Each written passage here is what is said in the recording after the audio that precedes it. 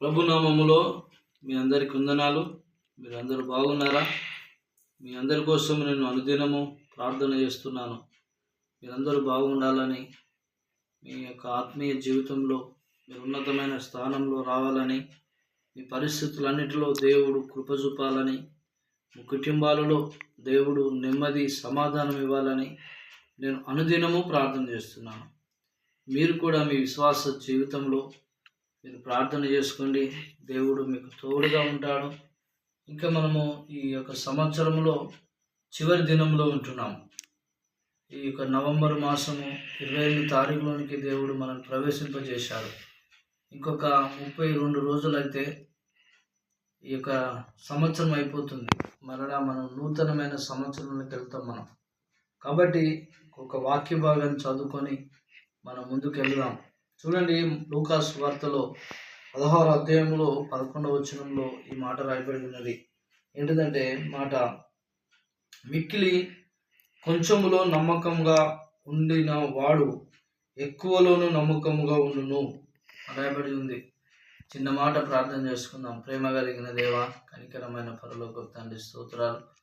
ఇదిగో నీ వాక్యం చేత ప్రభా మీరు మాతో మాట్లాడి వినగలిగే చెవులు, గ్రహించే మనసు దయచేయమని ప్రార్థిస్తూ, ఈ ప్రార్థనలో నాయన ఎందరైతే ఏకీభవిస్తున్నారో వారందరి జీవితంలో మేలు చేయమని ప్రార్థిస్తూ, మధురైన యేసుక్రీస్తు నామమున ప్రార్థించి వేడుకొంచున్నా పరమ తండ్రి, ఆమేన్.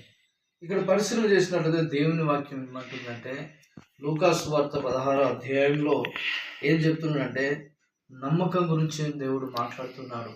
అంటే మిక్కిలి కొంచెములో నమ్మకంగా ఉండెను. అంటే మన జీవితంలో మనము నమ్మకంగా ఉండాలి. దేవుని సన్నిధిలో ఎప్పుడైతే మనం నమ్మకంగా ఉంటామో దేవుడు మనల్ని ఆశీర్వదిస్తాడని దేవుని వాక్యం సెలవిస్తుంది. మనము నమ్మకంగా ఉండాలి. ఎట్లా నమ్మకం ఉండాలంటే మనము తండ్రి ఎడల నమ్మకం కలిగి ఉండాలి. మనము తండ్రి ఎడల మనల్ని తండ్రి నమ్మాలి. ఎందుకంటే దేవుడు మనల్ని నమ్మి మనకి సంఘాన్ని ఇస్తున్నాడు. మనల్ని నమ్మి దేవుడు కుటుంబాన్ని ఇస్తున్నాడు. మనల్ని నమ్మి దేవుడు గర్భఫలం ఇస్తున్నాడు. కాబట్టి ఈ లోకంలో జీవించే సమయంలో మనము నమ్మకంగా ఉండాలని దేవుని వాక్యం సెలవిస్తుంది. చూడండి, ఆదికాండంలో మనం పరిశీలన చేసినట్లయితే 39వ అధ్యాయంలో యోసేపుకు ఆయన ఒక రాజగృహంలో వెళ్ళినప్పుడు, రాజగృహంలో యోసేపు ఉంటున్నప్పుడు యోసేపు రాజుకు నమ్మకంగా జీవించినాడు. చూడండి, యోసేపు రాజు ఇంటిలో వెళ్ళిన నమ్మకంగా ఉన్నాడు. అదే యోసేపు చెరసాలలో వెళ్ళిన నమ్మకంగా ఉన్నాడు. అదే యోసేపు మరలా రాజ్యంలోనికి వచ్చినప్పుడు నమ్మకంగా ఉన్నాడు. ఆ దేశంలో బహు కరువు వచ్చినప్పుడు, అంటే రాజు దగ్గరికి వెళ్తారు. 39వ అధ్యాయంలో ఆ యొక్క ఐగుప్తు ప్రజలందరూ వెళ్తారు. వెళ్ళి మాకు కరువు వచ్చినది, భయంకరమైన కరువు వచ్చినది రాజా అన్నప్పుడు ఆయన ఏమంటాడంటే, మీరు నా దగ్గర రావడం ఎందుకు, మీరు యోసేపు దగ్గరికి వెళ్ళండి అంటున్నాడు. యోసేపు దగ్గరికి వెళ్ళండి, మీరు ఆయన చెప్పినట్టు మీరు చేయమని చెప్తున్నాడు. చూడండి, యోసేపు ఎంత నమ్మకంగా ఉన్నాడో మనం పరిశీలన చేసుకుందాం. మనం కూడా ఈ లోకంలో జీవించినప్పుడు మనం కూడా నమ్మకంగా ఉందాం దేవుని సన్నిధిలో. ఎప్పుడైతే నమ్మకంగా ఉంటామో దేవుడు మనకు ఆయన కృప చూపుతూ ఉంటాడు. మిక్కిలి నమ్మకంగా ఉండేది. చూడండి, కొద్ది విషయంలో మనం నమ్మకం ఉండాలి, కొంచెంలో మనం నమ్మకంగా ఉండాలంట. మనం ఈ లోకంలో ఏదో దేవుడు చూడండి 5 తలంతులు ఇచ్చిన వ్యక్తి 5 తలంతులు సంపాదించినాడు. అంటే మనము దేవుని సన్నిధిలో నమ్మకం కలిగి ఉండాలి. ఎప్పుడైతే నమ్మకం కలిగి ఉంటామో దేవుడు మనకు ఆయన ఆశీర్వదిస్తాడు. మోసే గురించి దేవుడు చెప్తున్నాడు, మోసే నా ఇల్లంతటిలో నమ్మకమైనవాడు అని చెప్తున్నాడు. మన విషయంలో ఇతరులు చెప్తున్నారా మనం పరిశీలన చేసుకోవాలి. వాళ్ళను రాజభూషణము నా ఇల్లంతలో నమ్మకమైన వాడు అంటున్నారు, మనం పరిశీలన చేసుకోవాలి. ఎప్పుడైతే మన జీవితంలో నమ్మకంగా ఉంటామో నమ్మకమైన వానికి మెండైన దీవెనలు ఉంటాయని దేవుని వాక్యం సెలవిస్తుంది. చూడండి, దేవుడు యేసు ప్రభు వారు ఉపమాన రీతిగా చెప్తున్నాడు. మత్తయి సువార్త 24వ అధ్యాయంలో ఒక అధికారిని పెడుతున్నాడు.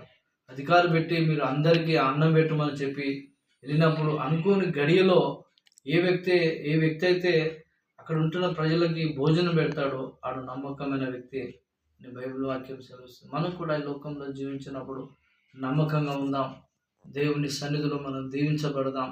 దేవుడు మనల్ని ఆయన ఆశీర్వదిస్తాడు. ఎప్పుడు ఆశీర్వదిస్తాడంటే దేవుని సన్నిధిలో నమ్మకంగా ఉన్నప్పుడు. దేవుడి కొద్ది మాటలు దీవించును గాక. ఆమేన్. చిన్న మాట ప్రార్థన చేసుకుందాం. ప్రేమ కలిగిన దేవా, కనికరమైన దేవా, నీకు స్తోత్రాలు. ఇదిగో యూట్యూబ్లో ఉంటున్న బిడ్డలందరిని బట్టి, నేను ఈ వాక్యం విన్న బిడ్డలను బట్టి ప్రార్థిస్తున్నాను ప్రభా. నీ బిడ్డలందరిని ఆశీర్వదించండి. వారి పరిస్థితులు ఏమైనా మాకు తెలియదు. వారి పరిస్థితుల్లో నీ యొక్క కృప చూపించండి దేవా, సహాయం చేయండి. వారు అనారోగ్యంతో ఉన్నట్లయితే ప్రభా వారిని ముట్టండి, స్వస్థపరచండి, ఆరోగ్యం ఇవ్వండి. ప్రభా ఏమైనా సమస్యలతో ఉన్నట్లయితే సమస్యల నుండి విడిపించమని ప్రార్థిస్తున్నాం. దేవానికి స్తోత్రాలు. కుటుంబంలో నెమ్మదిని సమాధానం ఇస్తూ నమ్మచ్చు. మమ్మల్ని మేము తగ్గించుకుంటే నామం చూస్తూ మొదలు యేసుక్రీస్తు నామమున ప్రార్థించి వేడుకొంచున్నాం పరమ తండ్రి. ఆమేన్. ఆమేన్.